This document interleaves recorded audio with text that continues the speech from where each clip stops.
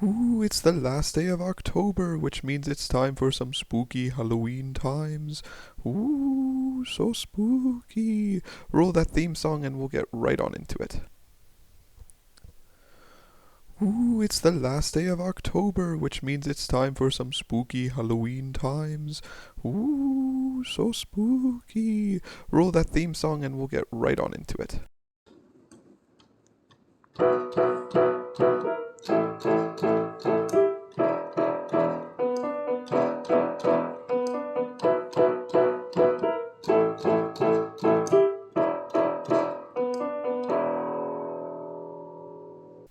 Hello, everyone, and welcome to the 32nd episode of the National Holiday Podcast.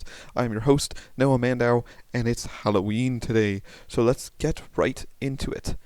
Oh, that's right, Halloween, the last day of October, October 31st, undoubtedly the creepiest, most ghostly holiday of them all. Children dress up as all sorts of characters to go out to parties or walk their neighborhoods with jack-o'-lanterns full of sweets as they go trick-or-treating. Spooky decorations fill windows and porches, and screams can be heard in living rooms up and down the country as we collectively binge our favorite horror movies. No tricks, just treats. Halloween 2020 kit. Oh. Well, you gotta have some tricks, as long as they are safe. Though Halloween is expected to look somewhat different this year, C's Candies okay, hold on. No. This is another sponsored page here, and it's also for 2020, so that doesn't really work out. So, no point in reading any of that stuff, because, oh my goodness, it takes up a lot of this page. Okay, here we go. 1800s, the church designates All Souls Day. As Christianity continued to merge with Celtic traditions, historians believe that All Souls Day was an effort by the early church to sanction a holiday that honors the dead without totally doing away with the Celtic New Year on November 1st. In 1500s, Geising is the ancient grandparent to trick or treat. In Scotland and Ireland, young people would go door to door in their communities, reciting poetry, singing, telling jokes, or even doing tricks to get free food and gifts as part of the day to honor the dead. Curious why that started though. May 1693, the infamous Salem witch trials officially falsely accused, then tortured and killed 19 girls, women, and men. Only 19 people died from that? Really? Huh. There was also some dogs, actually. Didn't that come up in Black Dog Day or one of those previous types of dog days? I feel like it did. Late 1800s, Halloween de-emphasizes ghosts and goblins and replaces them with community gatherings, games, food, and fun when newspaper editors and community leaders ask parents to refrain from celebrating anything scary on Halloween.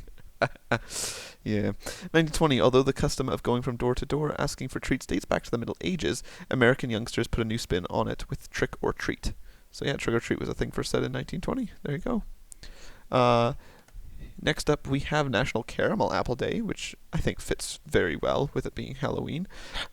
It's also, this tradition stretches back decades to the day a creative craft confectioner invented the wonderfully simple recipe while trying to figure out what to do with a bunch of excess Halloween caramels. We say, "Bravo, sir, excellent idea," and then we take a big, sweet, crunchy bite. And this is a way to break all braces and all wires that you may have in your mouth. Not only do apples already have the possibility of doing that anyway, hard caramel on the outside would be even worse. So just be careful if that's actually what you're eating. I think I've eaten one caramel apple in my life, maybe a couple more, but I know I had one a couple years ago, and it, honestly, not my thing. 6500 BC, according to some historians, apple trees were the first trees to be cultivated by humans. In fact, experts argue the origin of all modern-day varieties of apples was in Anatolia, near present-day Turkey. Alright, and then in 1800s, Halloween became a bona fide holiday celebration due to the influence of Irish and Scottish immigrants, as mentioned. By 1900, many Americans celebrated the spooky holiday, which ultimately grew into a cultural phenomenon from sea to the shining sea. Oh, I see what they did there. That's funny. They put in the horror movie reference there. Nice. It's also National Unity Day. Says Rashtriya Ekta Divas. Another Indian holiday celebrated annually on October 31st to pay tribute to Sardar Vallabhbhai Patel, an Indian freedom fighter and independent India's first deputy prime minister and home minister. He was instrumental in making a united India from the 565 semi-autonomous princely states and British-era colonial provinces.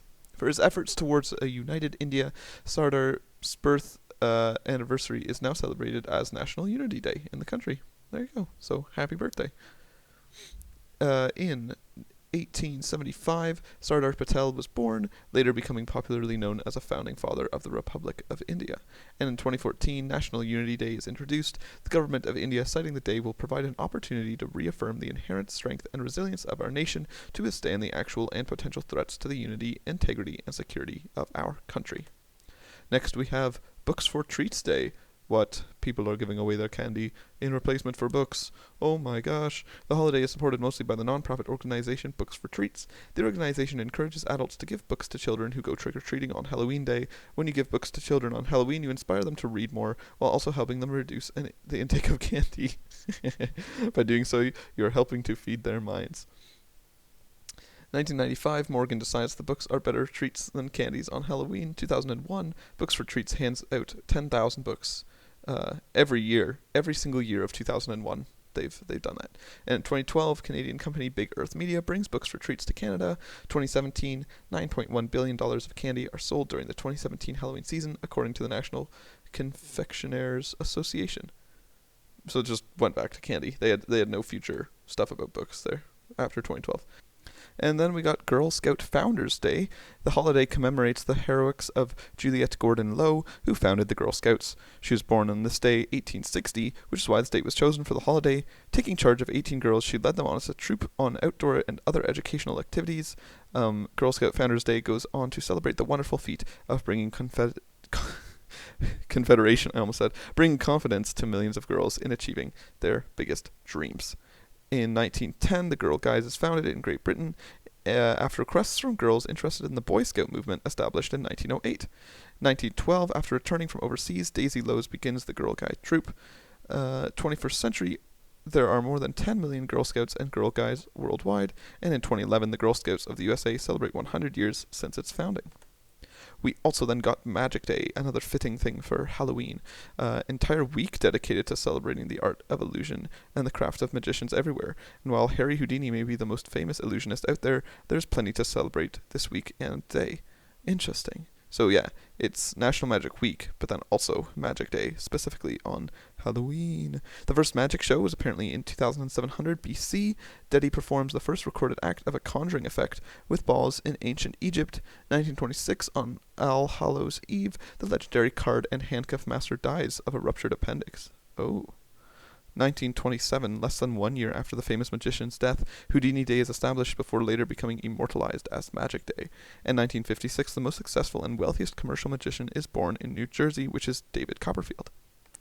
We also got National Doorbell Day. Guess you'd figure out pretty quick if your doorbell's broken or not with Halloween. When kids come to trick-or-treat on Halloween, it's the humble doorbell that announces their arrival. Get ready to welcome Halloween with the doorbells. Yeah, unless you've got like dogs that are spooked by doorbells. Then you got a bit of a problem. In 1817, William Murdoch, a Scottish inventor, designs a doorbell by passing compressed air through a pipe. 1831, Joseph Henry, an American scientist, creates a doorbell that works on electricity. In the 1930s, J. Ralph Corbett hardwires an outdoor button to a transformer connected to a chime or bell within the house, creating the doorbell we know today. And in 2017, the first National Doorbell Day is celebrated to commemorate J. Ralph Corbett's invention. We also got National Knock Knock Joke Day. See, I'd understand like knocking on doors because that's similar to the doorbells, but Knock Knock Joke Days on Halloween is interesting. Where's our April 1st when we're looking towards it? So weird. I wonder why. Let's find out. Every year it celebrates one of the most popular joke cycles, perfectly suitable for all age groups. Knock Knock jokes are told in many English-speaking countries. Knock Knock is a call and response joke that involves an interesting play with words. True. 1606, the famous book of William Shakespeare, Macbeth, has a monologue delivered by the porter in which he uses the famous lines "Knock knock, who's there?" in a humorous manner. 1936, a newspaper column uses the modern format of the joke. 2010, on February 21st, Ingenuity Festival attendees set a record for getting in a line and telling knock-knock jokes after each other. 2015, Alex and Andrea Rose from Texas break the world record for the most knock-knock jokes told in 1 minute. They tell 24. Ooh, that seems like something that could be beat. It's also Reformation Day, started in the 15th century when a German monk, aggrieved by the activities of the Catholic Church, especially the sale of indulgences as penance, nailed his arguments, named the 95 Theses, to the door of Wittenberg's Castle Church. I think I've heard about this before. I recognize that. Somebody doing that, like nailing stuff to the door. 1717, Reformation Day becomes a German holiday and an international holiday celebrated all around the world. WW1 mutes it. The holiday is celebrated amid increasing Germanophobia brought on by the First World War. Oh dear. 2016, to celebrate Reformation Day, Pope Francis conducts an ecumenical service to bring together Catholics and Protestants. 2017, it becomes a public holiday in all of Germany, as states that usually do not celebrate pass legislation for it to be celebrated annually on the same day. Nice. It's also Visit a Cemetery Day. Ooh, for like visiting for the people there that you should be seeing, or because it's spooky times. Oh, I see. It's normally the last Sunday in October, so this year just happens to fall on Halloween. RIP. It is a day that allows us to honor the life of those who are gone. It is a chance to admit that, though they're no longer physically with us, we still have them in our memories. It is a day when people go to the gravesite of friends and families who have left this world. On Visit a Cemetery Day, many choose to redecorate the gravesite of their loved ones. Many other activities give life to this holiday as well. In 7 AD, the church handles burial services and takes charge of burying the dead in Europe. 1797, the state of Connecticut incorporates a new cemetery in New Haven. 1800s, cemeteries not owned by the church become more popular and accepted.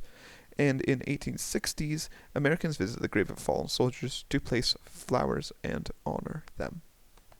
And finally, we got World Savings Day. After you've spent all the money on chocolates and decorations, now you're like, uh-oh, time to actually pay attention to my money. This holiday highlights the necessity of saving for the future. There are many reasons why one would need to save, including for retirement, education, property purchase, marriage, etc. It is also good to be prepared for unforeseen circumstances and save, even if you have no plans for the money yet.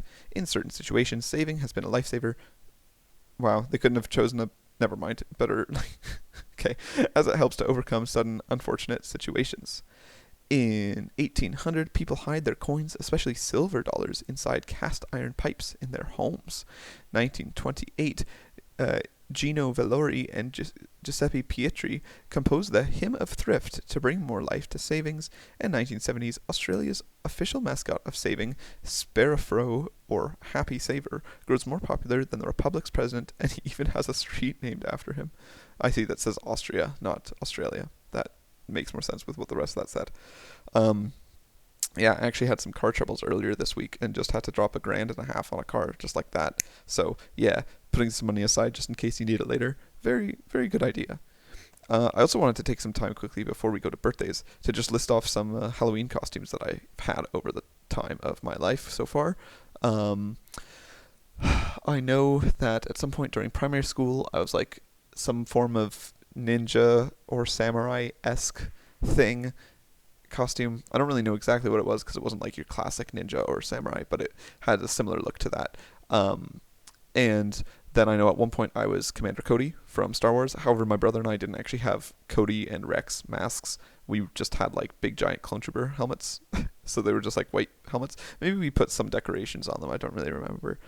I know that in grade 7, I don't know what I went as in grade 7. Oh, yes, I do. It was Luigi. My brother and I went as like Mario and Luigi, but like winterified. I guess you could just say Winter Olympics, because why not? Because they did that. So just kind of all decked out in, I feel like I was Luigi. Yeah, because Luigi is younger. He's just taller, which I'm not taller than my brother, but I am younger, so checks out. Yeah, so I just had like a green toque on and some blue like snow pants overalls instead of normal overalls. It's genius. And then also had a paper mustache. It was great.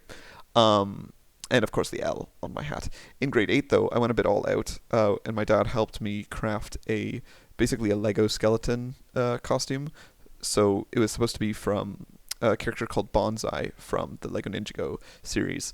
So I had a white morph suit and then a paper mache helmet and paper kind of crafted or cardboard crafted armor that has like spikes on it, and then I had a massive pickaxe made from like toilet paper rolls or I guess paper towel rolls more likely, whichever is like the longest one you can get, which is probably not either of them, something even bigger than that. And yeah, it was great. Love that costume. Grade 9, I went as Sheldon from The Big Bang Theory, because I was able to just make his costume with shirts that people in my house had. So I went with like the red long sleeved with the Green Lantern shirt over top, which was not my shirt. I think that Green Lantern shirt was my dad's. Let's see, grade 10. Grade 10, I went as a really garbage version of Splinter because I had some friends who wanted to go as the Teenage Mutant Ninja Turtles, and so I just borrowed one of their red house coats and got like a really crappy mouse mask from like a dollar store. And yeah, that was that costume. Grade 11. So the game Until Dawn had come out somewhere around then, or potentially I guess the year before. I don't really know when that game came out, if it was around Halloween or not. And so I went as the character Chris. So I had like 4 or 5 layers of clothes on because he has like a white t-shirt and then a blue dress shirt and then a green sweater and then like a massive fur coat. And so yeah, just like 4 layers, just getting thicker and thicker. And my sister did some of the makeup for my face so that it looked like I had a bruise, which some of the teachers either thought was a real bruise or had been done by a stylist because it looked so real. And I was like, wow, very impressive. And also I tried to dye my hair blonde, but because I have dark hair, it turned red instead. So I was a ginger for like 3 months. And grade 12, I did a group costume with some people as like Mario Kart characters. So I was Wario in a Piranha Prowler car. So we kind of built the cardboard cars for us to like slip up around our waists, and then ran around the halls with those around and did some races. So there was me as Wario with a huge mustache, and one of my buddies who's super tall as Luigi with an even bigger mustache. I don't know where he found the one he had. And then we also had one of my friends as Princess Peach and another of my friends as Toad. And then we allegedly had a friend who was going to be Mario, but I don't actually know if he ever made a costume because he just wasn't there on Halloween. So, and I never saw the costume exist. So who actually knows? And then I don't know if I've done much after that with university. I know a couple years ago I went as Dread Pirate Robert from Princess Bride. So that was pretty fun. Most of my clothes that I wore was actually like different clothes that I just got from people around the residence that I was in, because I had like different blouses and stuff on top to make the kind of frills of his pirate outfit. And I had shoes that kind of had like not high heels necessarily, but they did have heels to be like his kind of pirate shoes. It was great. And then I had a sword from the residence's like costume closet thing. So that was pretty fun. And then this year I had a group of friends go as Guardians of the Galaxy characters, but we looked kind of ridiculous, which was the plan. So I was Drax, and so I had just painted myself gray and then put pink/red kind of like string around myself to look like his tattoos and carried around 2 plastic knives to be his daggers. It was pretty great. But yeah, those have been a lot of my costumes, so that was fun to talk about for a bit. We're going to go on to some birthdays now, because that's what we normally do on here. Just thought I'd add some special intel because it's Halloween, it's the end of October, it's a finale of sorts for the month. That's hence the black background, because the thumbnail looks different, but also because it's Halloween, so it's spooky colors. And so yeah, first up we have It's Funny turning 26. I'm guessing that's how it's pronounced. It's funny, but Funneh. So it sounds like it's like a northern English person saying funny. Looks like they're a YouTuber. We're trapped in Roblox, Minecraft Trick or Treat, playing in Roblox. Yeah, so they got Roblox and Minecraft stuff.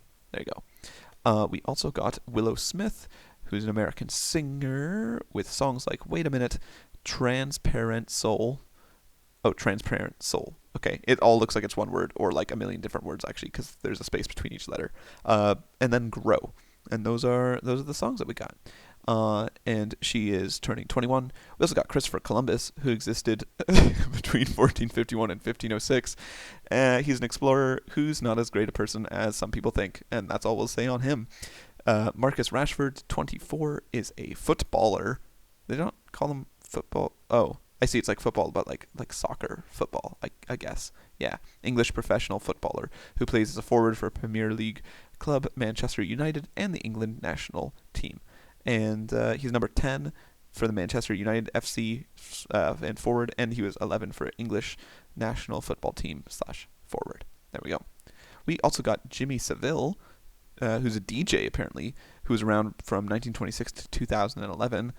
He was in some TV shows like Jim'll Fix It, Top of the Pops, Celebrity Big Brother, and Clunk Click. And some movies like Pop Gear, Ferry Cross the Mersey, Just for Fun, and Idris Elba's How Clubbing Changed the World. All right. Look at this guy go. Oh my goodness, some of his pictures look crazy-tastic. We also got Danielle Rose Russell turning 22. She's an American actress in the movies and shows Legacies, The Originals, Wonder, and Aloha. And finally, we got Leticia Wright, who's turning 28, a Guyanese/British actress who's in Black Panther, will most likely be in Black Panther Wakanda Forever, and was also in Infinity War and Endgame, and in Sing 2, she voiced someone, and was in the movie I Am. Let's see who she voiced in Sing 2, because I'm here.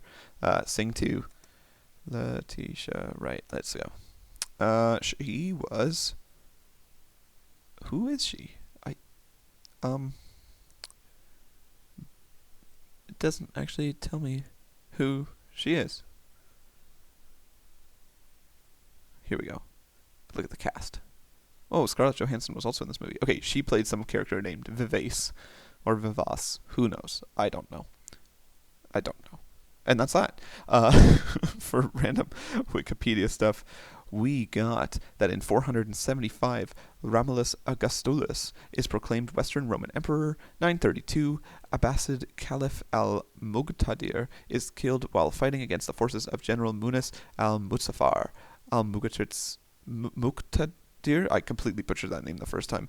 His brother Al-Kahir is chosen to succeed him. Oh my goodness, so many names. 1517, Protestant Reformation. Martin Luther posts his 95 Theses on the door of the Castle Church in Wittenberg, which we actually talked about. There we go, boom.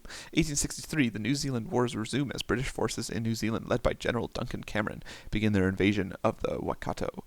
And then in 2020, so last year, Berlin Brandenburg Airport opened its doors after nearly 10 years of delays due to construction issues and project corruption. Oh my. And for our special birth, we got 1849, Marie Louise Andrews, American story writer and journalist who passed away in 1981. She is from Indiana and one of the founders of the Western Association of Writers. She served as its secretary from its organization until June 1888 when she retired. She wrote much in both verse and prose.